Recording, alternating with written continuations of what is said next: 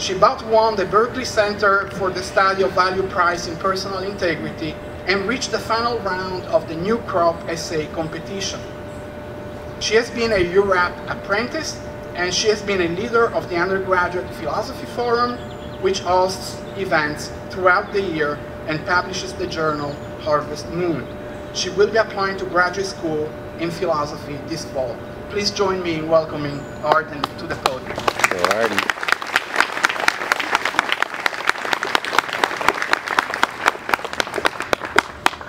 Thank you so much. First of all, I really want to say how grateful I am to be here right now and to have been here studying philosophy for the past 4 years. Sometimes I actually have to stop and think about how lucky I am. Philosophy, as we well know, is not the most practically oriented field. And so it is a privilege to spend our time in college asking questions not because some corporation wants to see them answered, but because they demand inquiry all by themselves. I never want to forget that. We often ask, what is philosophy, or what good is it? And while these are not empty questions, I do not want to wrestle with them here. Something has happened to us as students, and I want to talk about that. I want to talk about the experience, or my experience, of studying philosophy here at Cal.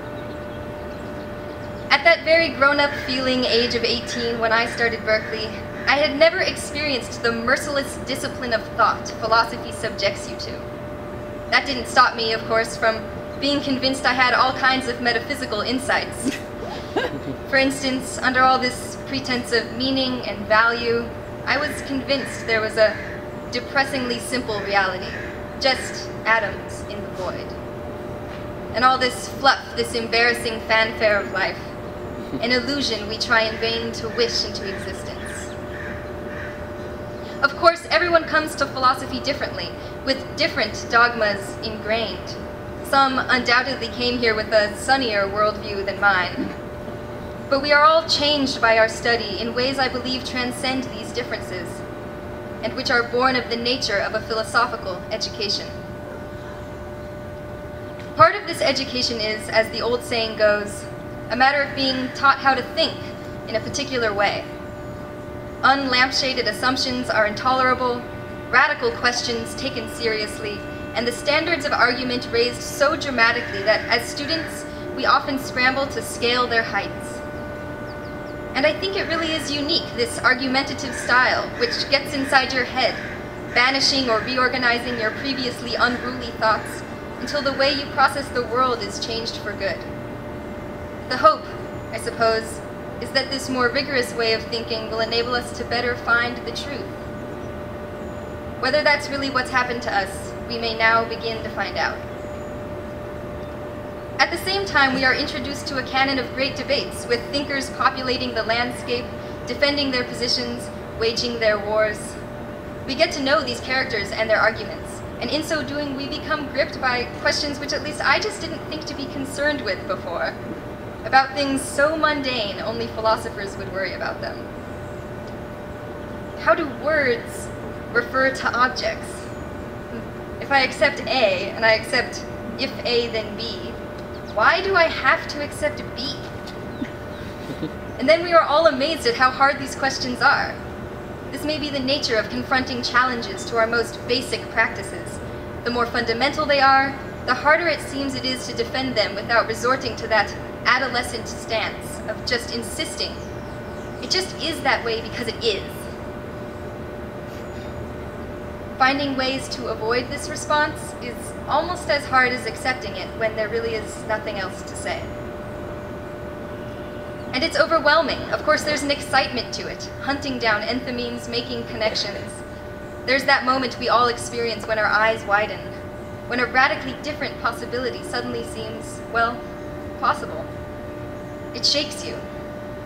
Or when something you were sure was true begins to seem like a self-justifying farce. Or worse, incomprehensible. I am often driven in this moment to squeeze my eyes shut, to get up, to walk away for at least a little while. Because although revelation is exhilarating, it is frightening too. An entire world of possibilities can open up, demand to be thought of, or be closed off.